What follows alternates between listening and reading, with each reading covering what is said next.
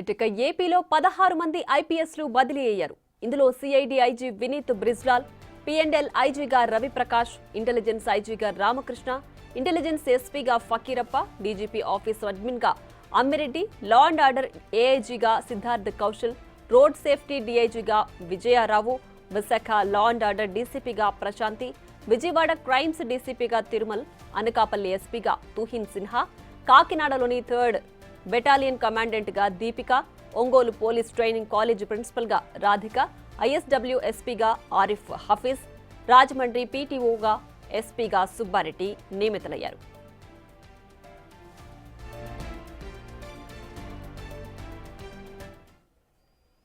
Right, ఇక దీనికి సంబంధించి మరింత సమాచారం మా ప్రతినిధి శివ ఫోన్ లైన్లో అందిస్తారు.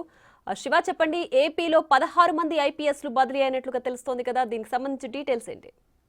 మొత్తం మీద చూసుకుంటే ఏపీలో 16 మంది సీనియర్ ఐపీఎస్ అధికారులను బదిలీ చేస్తూ సర్కార్ వచ్చే ఉత్తర్వులు జారీ చేసింది. దీంట్లో సీనియర్ ఐపీఎస్ వినీత్ బ్రిజ్లాలకు సంబంధించి కూడా సిఐడి చీఫ్ గా నియమించింది. అలాగే ఎం రవిప్రకాష్ కు సంబంధించి కూడా పిఎల్ అండ్ సంబంధించి ఇన్ఛార్జ్ గా నియమించారు. అలాగే పిహెచ్సి రామకృష్ణకి సంబంధించి ఇంటెలిజెన్స్ ఎస్పీ, అలాగే ఫకీరప్పకి సంబంధించి కూడా ఎస్పీ ఇంటెలిజెన్స్ ఇచ్చారు. అలాగే ఆర్ఎన్ అమ్మిరెడ్డికి సంబంధించి కూడా డీజీపీ ఆఫీసర్ రిపోర్ట్ చేయాలని చెప్పి సిహెచ్ విజయరావుని కూడా పోలీస్ సేఫ్టీ అధికారిగా నియమించారు. అంటే దాదాపుగా గత ఎన్నికల సమయంలో పలువురు పోలీస్ అధికారులపై దాదాపుగా 6 అంటే దాదాపుగా 8 మంది పోలీస్ అధికారులపై చర్యలు తీసుకున్నారు. వాళ్ళు పోస్టింగ్ ఇవ్వకుండా హెడ్ క్వార్టర్ రిపోర్ట్ ఉంది. దాంట్లో 4 ఈరోజు పోస్టింగ్ ఇస్తూ ఏపీ సర్కార్ కీలకమైన ఉత్తర్వులు జారీ చేసింది. దీంతో ప్రధానంగా కనుక విజయారావు, అమ్మిరెడ్డి, అలాగే మేరీ ప్రశాంతి, తిరుమలేశ్వరెడ్డికి సంబంధించి, అలాగే విశాల్ గుండి, అలాగే తిరుమలేశ్వరెడ్డి, కేవీ శ్రీనివాసరావు, వీరందరికీ కూడా గతంలో ఏదైతే ఎన్నికల కమిషన్ కూడా వారికి ఒకవైపు చేస్తున్నారని చెప్పి కూడా వీరందరికీ